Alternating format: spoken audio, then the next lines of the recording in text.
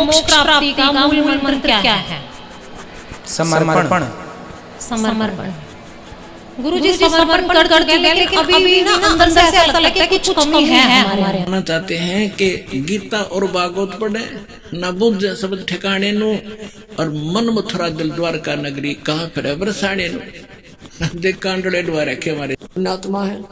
अब गीता जी को सिरोधार्य मानते हैं और नाम जपते हैं हरे राम हरे कृष्ण राधे राधे श्याम मिला दे ओम नमः शिवाय ओम भागवते वासुदेव नमः एवं नमः। ये पता नहीं कितने मंत्र बना रखे। गीता जी में है कोई मंत्र ऐसा? गीता जी में फाइनल फैसला कर रखे। गीता जी अध्याय नंबर 8 के श्लोक नंबर 13 में कहा कि ओम इति एक अक्षरम ब्रह्म व्यवहारण महामनुसमरण ये प्रियाति तदंदेहम सयाति प्रमाण। होगा आपके पति दिन भर आपको आई लव यू बोले और प्यार पड़ोसन से करें, नहीं चलेगा। तो बोलने से कैसे होगा? नहीं गुरुजी देखो, अंदर से बोलते हैं, लेकिन ऐसा लगता है अभी हमारी आत्मा ना मतलब निर्मल नहीं हुई है। बस ऐसे ही है, जब तक हृदय निर्मल नहीं होगा, जहाँ प्रेम प्रकट हो गया, जहाँ पवित्रता आ गई, फिर वहाँ बोलने की भी जरूरत नहीं है, वो तो समर्पण हो। नमस्कार, आध्यात्मिक डिबेट चैनल में आप सभी का स्वागत है। अनिरुद्ध आचार्य जी महाराज जी की सभा में इस महिला ने पूछा है कि महाराज जी मोक्ष प्राप्ति का मूल मंत्र क्या है। यह सवाल वास्तव में अद्भुत है। हम भक्ति किस लिए करते हैं? घर में सुख शांति हो और मोक्ष प्राप्त हो। लाखों करोड़ों लोग भक्ति कर रहे हैं, इसलिए कर रहे हैं मोक्ष प्राप्ति के लिए। वास्तविकता यही है कि हमें वह मोक्ष मंत्र नहीं मिल पाते, जिस वजह से हमारा मोक्ष नहीं हो पाता और हमारे कष्ट दुख दूर नहीं हो पाते हैं। तो यह वीडियो बहुत ही इम्पोर्टेंट है आप सभी के लिए, तो यह वीडियो अंत तक जरूर देखते रहिए। मोक्ष प्राप्ति का मूल मंत्र क्या है, इसके लिए हमने दो संतों को चुना है, अनिरुद्ध आचार्य जी महाराज जी व संत रामपाल जी महाराज। दोनों संतों के विचार हम इस वीडियो में रखेंगे, वो भी शास्त्रों से प्रमाणित करके भी दिखाया जाएगा आपको कि मोक्ष प्राप्ति के मूल मंत्र क्या हैं। तो आइए जानते हैं अनिरुद्ध आचार्य जी महाराज जी के आध्यात्मिक विचार। जी गुरुजी 2-3 क्वेश्चन है, जल्दी जल्दी से पूछ लूंगी, ज्यादा टाइम नहीं लूंगी। गुरुजी एक मुझे पूछना है, मोक्ष प्राप्ति का मूल मंत्र क्या है? समर्पण। समर्पण। गुरुजी समर्पण कर चुके हैं, लेकिन अभी भी ना अंदर से ऐसा लगता है कि कुछ कमी है हमारे अंदर, इसलिए अभी नहीं हुआ। अभी नहीं हुआ। गुरुजी सुबह शाम बस यही बोलते हैं, आप हमारे और हम आपके। बोलने से नहीं होगा। आपके पति दिन भर आपको आई लव यू बोले और प्यार पड़ोसन से करें, नहीं चलेगा। तो बोलने से कैसे होगा? नहीं गुरुजी देखो, अंदर से बोलते हैं, लेकिन ऐसा लगता है अभी हमारी आत्मा ना मतलब निर्मल नहीं हुई है। बस ऐसे ही है, जब तक हृदय निर्मल नहीं होगा, जहाँ प्रेम प्रकट हो गया, जहाँ पवित्रता आ गई, फिर वहाँ बोलने की भी जरूरत नहीं है, वो तो समर्पण हो गया। खुद ही समझ जाएंगे। तो समर्पण होगा, पर आप सही लाइन पर हैं अभी। यदि आपके पास इतना प्रेम है तो आज कम है, कल ज़्यादा, परसों ज़्यादा, धीरे धीरे। अभी आपने सुने अनिरुद्ध आचार्य जी महाराज जी के विचार। आइए अब जानते हैं जगत गुरु तत्वदर्शी संत रामपाल जी महाराज जी के आध्यात्मिक विचार। क्या बताना चाहते हैं कि गीता और भागवत पढ़े न बुद्ध शब्द ठिकाने नु और मन मथुरा दिल द्वारका नगरी कहाँ फिर बरसाने नु देख कांडले द्वार रखे हमारे से। क्या कहते हैं, मथुरा में किस लिए जाते हो? कि भगवान श्री कृष्ण की यहाँ रज चरण की रज डली हुई थी और वहाँ जाने से मोक्ष होगा। अब श्री कृष्ण जी उस मथुरा ने छोड़कर द्वारका में गए थे। अगर वही पवित्र धरती होती और वहीं से मोक्ष होता तो वो द्वारका क्यों गए? तो गरीबदास सूक्ष्म वेद में कहा है कि भूमि भरोसा डूब है और कल्पत है त्यों देव। इस भूमि के जो आधार से आप ये मान बैठे हो कि मथुरा में जाने से और जीव का कल्याण होगा, या काशी में ही मोक्ष प्राप्त होता है, या भूल है आपकी। क्या बताना चाहते हैं कि मुक्ति खेत मथुरापुरी वह कीन्या कृष्ण कलोल और कंस केसी चाणोर से वह फिरते डामाडोल। कर्म प्रधान है, जैसे कर्म करोगे चाहे मथुरा में करो चाहे काशी में करो, कर्म का फल मिलेगा, धरती कुछ लाभ नहीं देगी। क्या संदेश क्या दिया है यहाँ इस सेंटेंस में, समृतवाणी में, कि यदि आप मथुरा को मोक्ष अक्षेत्र मानते हो और किस लिए कि वहाँ श्री कृष्ण जी किलोल किया करते थे, घूमा फिरा करते थे, रास करते थे। उसी मथुरा में कंस था, केसी और चाणूर जैसा न बकल तरवाया, उनकी ब्रांड माटी हुई, उनको नरक स्थान मिला। उन कर्म माड़े किए तो अच्छे कर्म कहीं बैठ के कर लो, सद्भक्ति करो, उसी से लाभ होगा। और फिर क्या डले डुआ रखे हैं कि बरसाना में जाएंगे, बरसाने में नहीं गए तो अधूरी भक्ति रहेगी वहाँ की। क्यों? क्योंकि राधा जी बरसाने की लड़की थी और श्री कृष्ण जी की प्रेमिका थी। अब वहाँ के लोग, जो बरसाना के लोग इतने भ्रमित हैं, वो क्या कहते हैं, एक दूसरे को राम राम भी नहीं बोलते। वो क्या कहते हैं, जैसे सुबह सुबह या कभी भी मिलते हैं आपस में, हम कोई राम राम कहता, कोई सत्साई बोलते हैं, तो वो कहते हैं राधे राधे।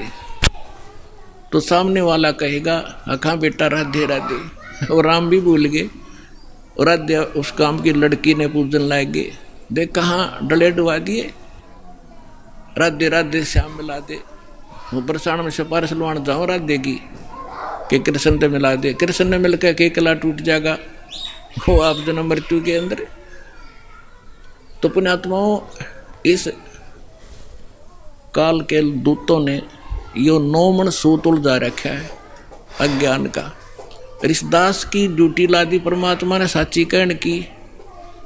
एक बार तो सबको दुख होता है, पर बाद में आनंद बहुत आता है।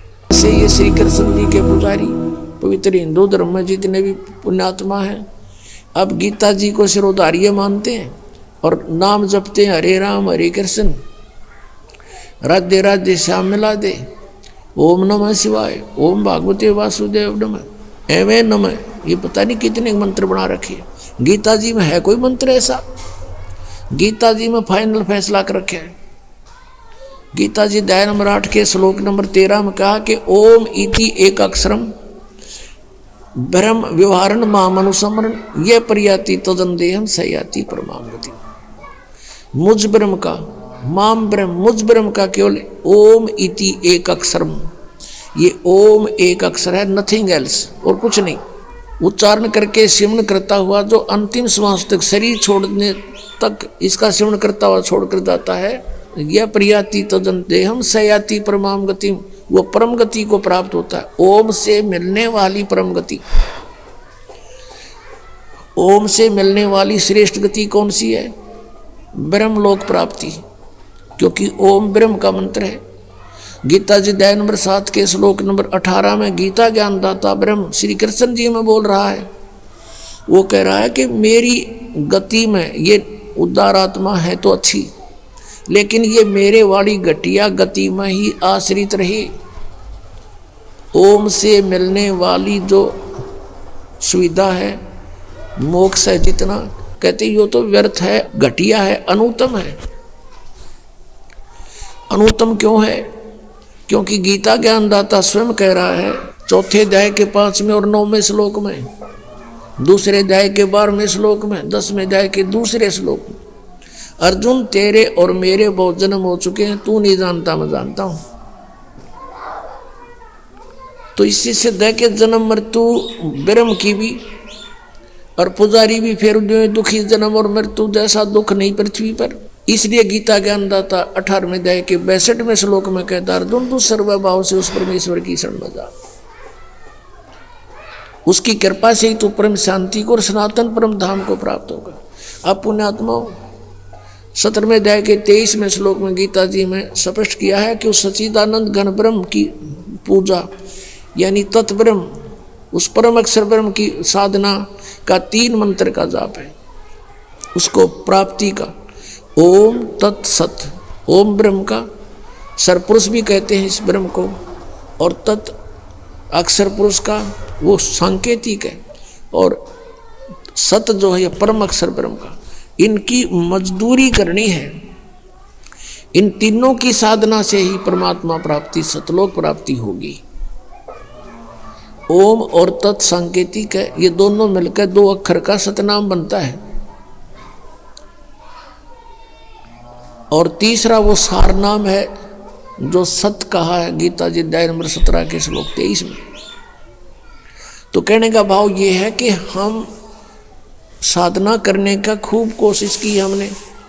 अब पढ़े गीता और नाम ले हरे कृष्ण कृष्ण कृष्ण हरे हरे राधे राधे। कोई बात हुई या? बालकों का खेल बना रखा हमने, भगवान की तरफ जरा भी ध्यान नहीं दिया। गीता जी में है कहीं ये मंत्र, फिर जाप किस लिए कर रहे हो? परमात्मा का विधान है ये। यदि कहो कि तुम कि पुराणों में ऐसा लिखा है, पुराणों में भी, पुराण क्या चीज है, गीता जी क्या शास्त्र है। चारों वेद पूर्ण परमात्मा ने, सत्य पुरुष ने इस ब्रह्म के अंतःकरण में फीड कर दिए थे।